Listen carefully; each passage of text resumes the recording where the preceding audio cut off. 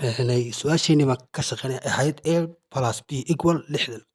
a minus b equal 40 markaa soo saar baa layidhi radical a times b over 5 baa layidhi marka horeysa a baan soo saarnaa b iyo b bay kala jarmayaan maadaama minus iyo plus yihiin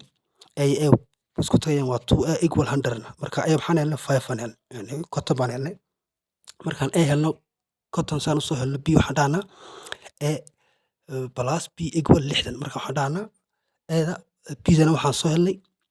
tan baan soo helnay markaan tan aan soo helno bda waxaan dhahnaa waa konton oo lagu dhuftay 10 waa 500 oo loo qaybsay 5